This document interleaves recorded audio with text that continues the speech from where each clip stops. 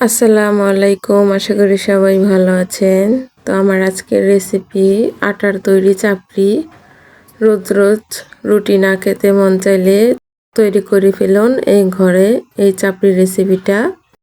তো এখানে দেখতে পাচ্ছেন কেটে নিয়েছি কাঁচামরিচ কুচি, পেঁয়াজ কুচি নিয়েছি, ধনেপাতা কুচি নিয়েছি, দিয়ে দিচ্ছি এখানে স্বাদ মতো লবণ। এখন লবণটা দিয়ে পেঁয়াজটাকে ভালো করে মেখে নিলাম, ধনেপাতা নিয়ে নিলাম, মরিচের কুচিটাও নিয়ে নিলাম, একসাথে ভালো করে মিশিয়ে নিতে হবে।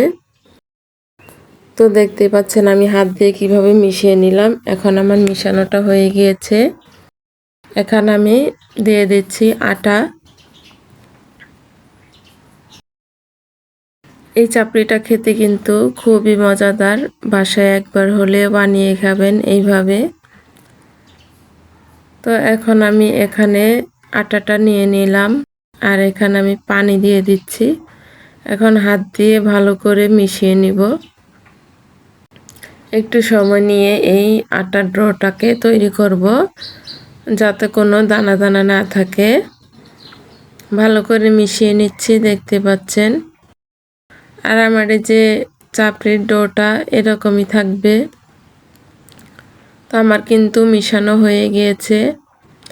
আমি এখন তাওয়া বসিয়েছি চুলায়, তাওয়াটাকে গরম করে নিচ্ছি।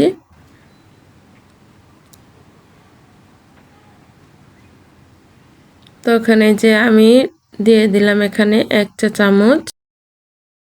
এই মিশ্রণটা এখন পাতলা করে মেলে দিচ্ছি। আর এখানে চুলার আঁচটাকে রাখবেন মিডিয়াম থেকে অল্প একটু কম। তো এই যে ছড়িয়ে দিলাম পাতলা করে, দেখতেই পাচ্ছেন কিভাবে ছড়িয়েছি।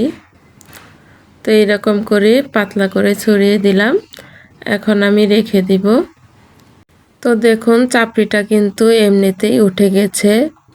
এখানে আমি চাপড়িটাকে তেল ছাড়াই বানিয়ে নিচ্ছি। আপনারা চাইলে এখানে তেল দিতে পারেন।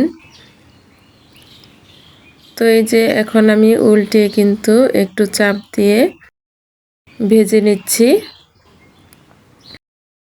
তো এরকম করে একটু উল্টে পাল্টিয়ে আমি চাপড়িটাকে বানিয়ে নিচ্ছি। আর এখানে চুলার আঁচটাকে কিন্তু আমি বাড়িয়ে দিয়েছি।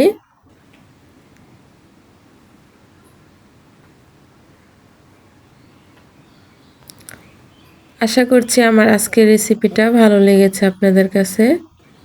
তো এই যে এরকম করেই কিন্তু আমি সবগুলো চাপড়ি তৈরি করে নিব। এখন আমি ছড়িয়ে দিচ্ছি। দেখতেই পাচ্ছেন আমি কিভাবে ছড়িয়ে দিচ্ছি। একটা চামচের সাহায্যে আমি কিন্তু তৈরি করে নিচ্ছি, দেখতে পাচ্ছেন কিভাবে। আর আমার রেসিপি ভালো লেগে থাকলে নতুন নতুন রেসিপি পেতে সাবস্ক্রাইব করে পাশে থাকবেন।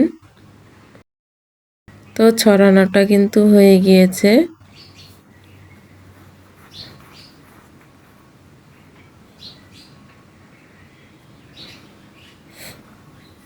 কমেন্টে জানাবেন আমার এই রেসিপিটা কিরকম হয়েছে।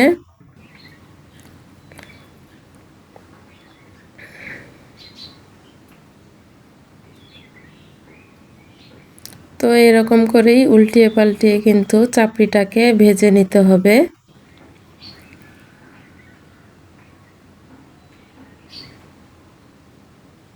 দেখুন একইভাবে কিন্তু আমি এইগুলো সব চাপড়ি ভেজে নিয়েছি। তো দেখুন সবগুলো চাপড়ি বানানো হয়ে গিয়েছে। তো দেখতে পাচ্ছেন কতটা সুন্দর, আর এটা খেতে কিন্তু খুবই মজাদার। তো নতুন এক রেসিপি নিয়ে আসবো আপনাদের মাঝে। ততক্ষণ পর্যন্ত আপনারা সবাই ভালো থাকুন, সুস্থ থাকুন। আল্লাহ হাফেজ।